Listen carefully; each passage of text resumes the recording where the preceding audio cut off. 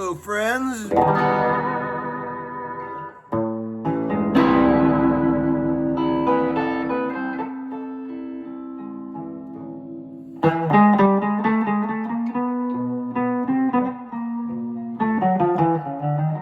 Hello, String Locker. It's been a while since I've reached out to my old friend String Locker. How you doing, buddy? He's the one of the main sub-characters of the Homeskoolin program. You may have noticed him in the comments section. But anyway, hope you guys are doing great, my fellow rock and roll enthusiasts and friends. Hope everybody's having a reasonable week so far. Uncle Larry's back home from an entire weekend of raping and pillaging the North American territory on the road. And I'll tell you, I was thinking this morning, your house is like the ultimate hotel room. I never quite thought of it in those terms. You get, when you're staying in a lot of hotel rooms, you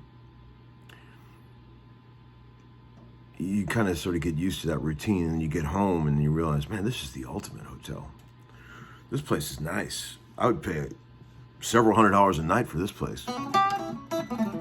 And everything you need is there, You roll out of a bed that doesn't move, and you go out to a kitchen, there's already coffee stuff right there. Well, that's nice. Because when you're on the road, first of all, you're sleeping in a rolling bus, right? That's making all kind of racket and moving, bouncing all around. I don't know how much sleep you ever really get on a tour bus, Some people say, I sleep great on the bus, but I don't really think you're getting into like super deep sleep, because you're just being constantly bounced around. I've always wondered about that, but that kind of thing is like. And then when you roll into the town, you'll get out of that bus bed at 4 a.m. or something like that, and go into your nice hotel room. Thank you, Vince Gill, for getting some nice hotel rooms. And some of the rooms have coffee in them, machines, but the main thing is when you finally get up in the morning, a couple things got to happen. You got to find coffee, and you got to find hopefully a nice place to have breakfast. I like it when the hotels have the restaurant in the hotel. It's kind of a bummer when you get out of bed and you realize there's no hotel restaurant. So if you want to find breakfast, you got to go somewhere. That's kind of a drag. But that happens a lot. But such is life. I had the kids out with me this weekend. It was fantastic. Both the boys went. Vince was kind enough to let them little scoundrels invade his territory. And, I gotta say, man, it was really fun. And Jedd brought his son out too. And Jedd's son and my youngest son, Leo, are best friends. And they have been for a long time. So having those two 9-year-olds, and then the 12-year-old's more like an adult now, Marshall. So they had a ball. First time ever, like they've been on tour buses before, but never to really travel. And they had so much fun. And our amazing road manager, Erica, who's amazing, she made it so fun for them. I want to turn this down. That noise drives me nuts. She made it so much fun for them. Every night, every day at the venue, the kiddos had their own dressing room with a little sign outside that said kiddos. Amazing how spoiled these little brats are. I never even met a famous person until I was in my 20s. These guys got their own dressing room on a major tour. Pretty amazing, right?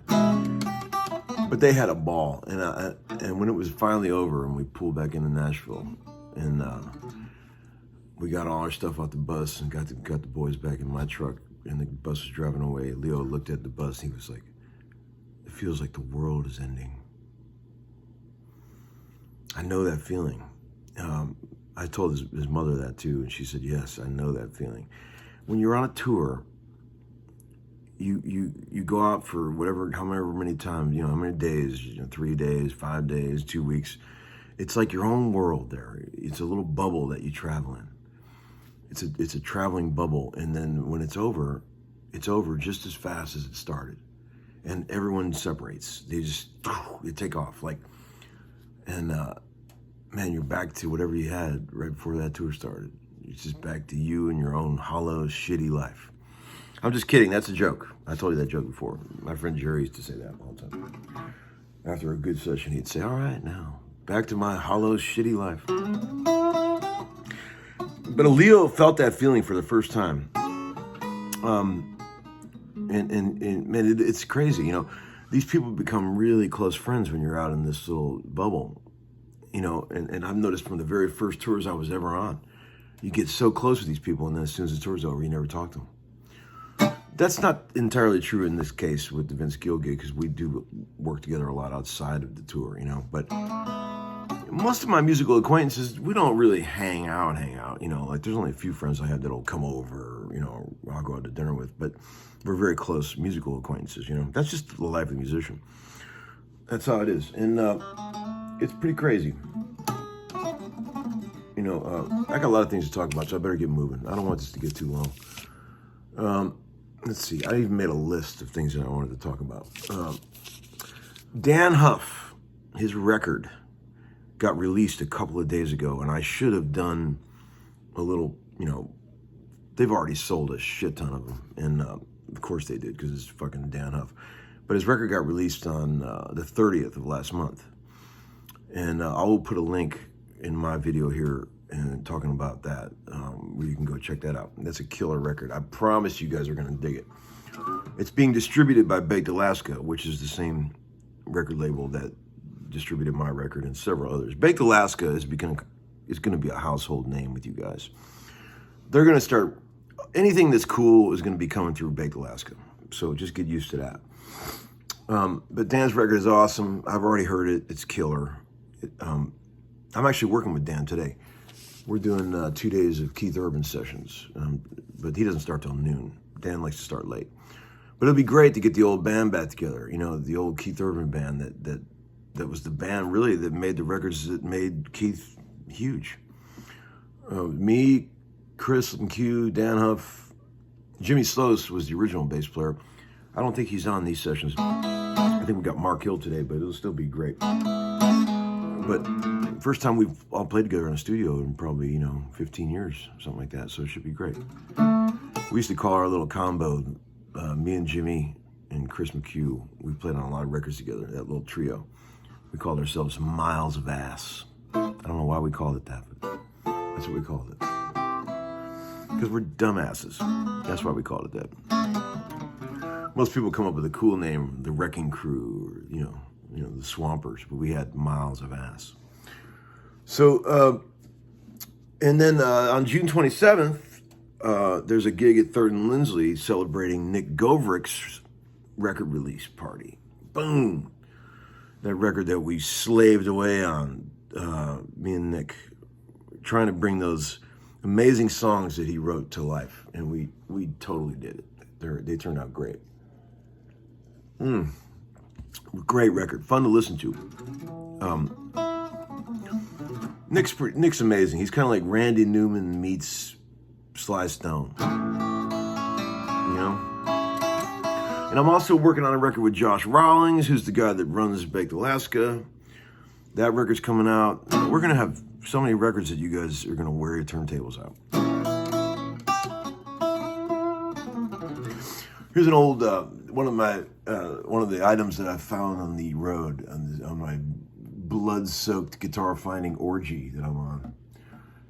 64 Guild Dwayne Eddy. Man, what a sex machine. Look at that. I've always loved these. I've often said that these old Guilds are the best value in vintage guitar that a man can find if you want an old guitar. They're still reasonably priced, and it's a lot of guitar for the money. And they always came factory wired out of phase in the middle. You heard that sound? You know, pretty sick. And you can get different sort of shades of out of phase by turning this knob. Check it out.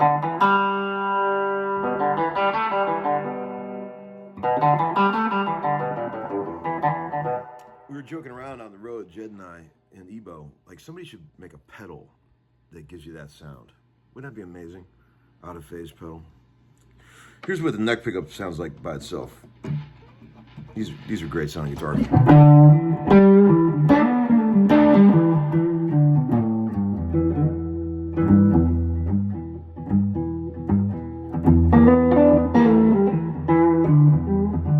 Here's the bridge pickup. Look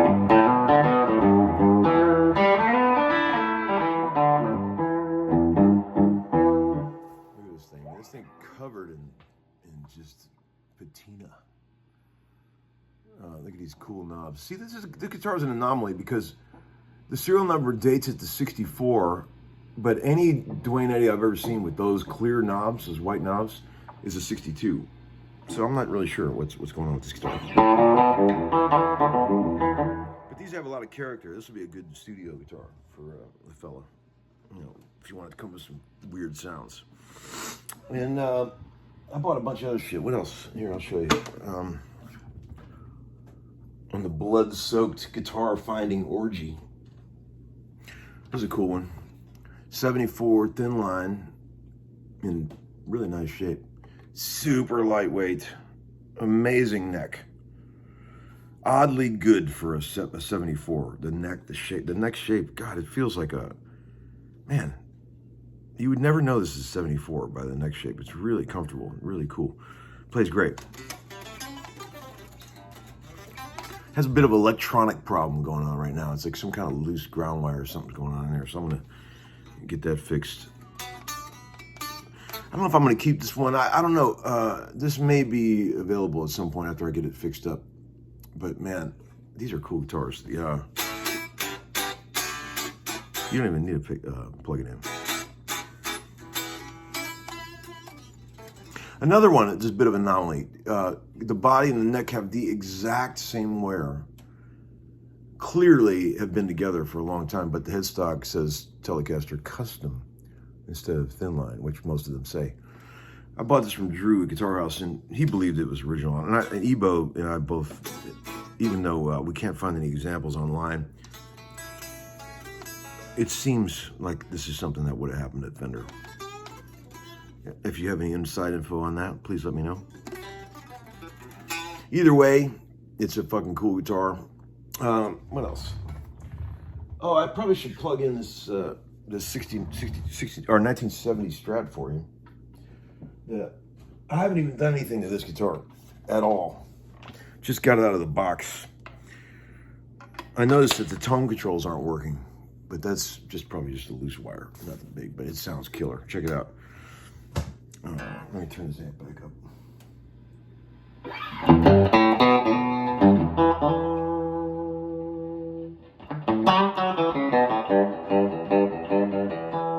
Come on, man.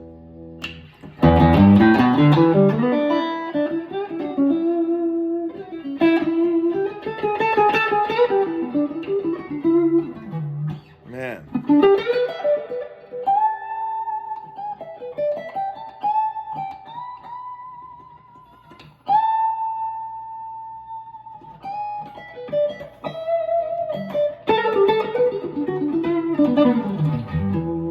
Still got the three-way switch, a bit microphonic, as you'd expect for any Fender of the 68 through 70 range. I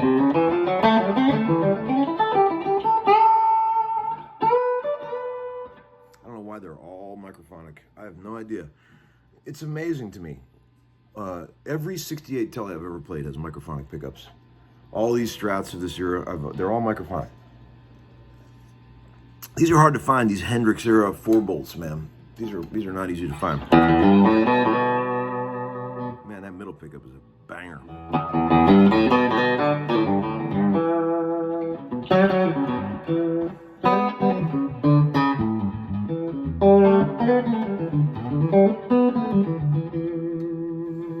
And I wanted to show you something else too. This is a pretty heartwarming moment here.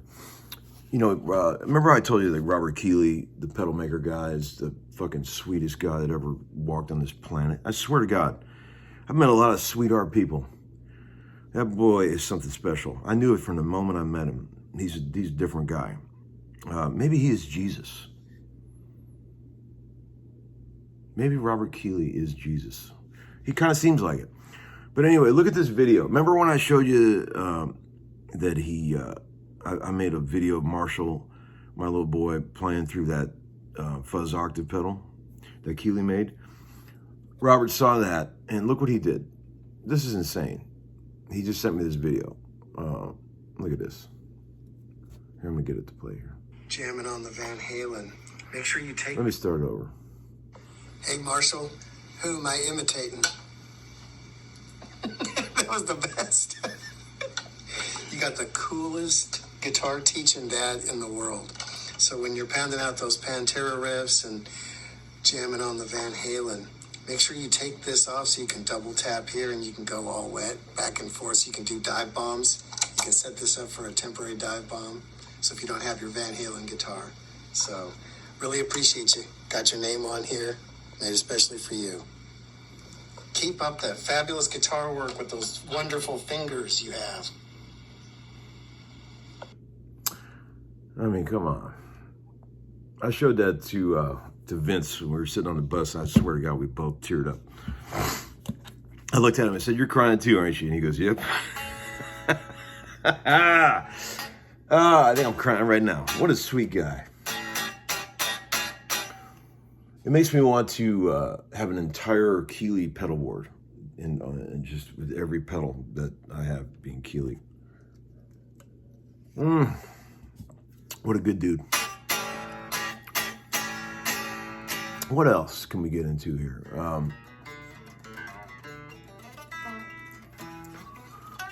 Shit, what else?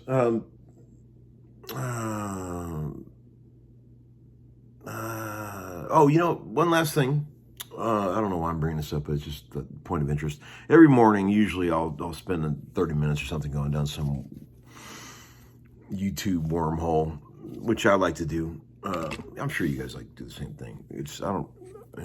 At night I'll occasionally watch documentaries, the occasional movie, but man, that there's a fucking movie or a series that I got into last night that is just unbelievable on Netflix called Vietnam, the Turning Point.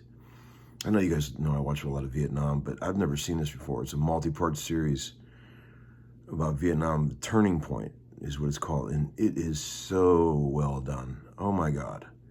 I was fascinated with this, man. A lot of you guys have probably already seen it, but it is just amazing. The way it's put together and the footage is just fantastic. What I like about it is it talks about its focus is really on what happened before Vietnam that led to what became Vietnam. I never really knew the history of what made, America even want to go over there in the first place, And, man, it is incredible. It is just amazing. Highly recommended. And also, too, I was watching this, how they always had those 20 things you didn't know about some classic movie, about the making of. And I watched one about Blazing Saddles, which I always, of course, thought was a funny movie when we were kids and stuff. But then I realized that I was like, man, Madeline Kahn, she was amazing. I've always loved her, anything she's ever been in. And then I started watching a biography about her life, and I realized that she was something, man. Madeline Kahn was special. I'm sure you guys remember her from those old Mel Brooks movies and things. What a bombshell in her prime she was. Lord Jesus. I have a bit of a crush on her, Uncle Larry. Madeline Kahn. She died in 99, I reckon, from cancer, sadly. But man, I think Mel Brooks was married to her for a long time, but she was great. She was really talented. Man, listen to this thing.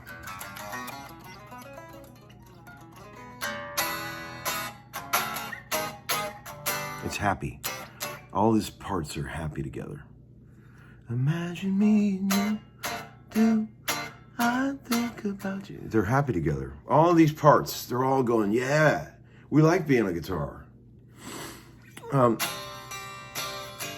Some guitars, man, they just all these parts are complaining the whole time. You try to play something on them, and you can tell the neck's pissed at the body. everything's fighting. You know those guitars? Man, I don't like that. All right, dudes, and the occasional dudette. Have a great day. Peace out. Uncle Larry. Over and out. That rhymed, except it was the same word at the end of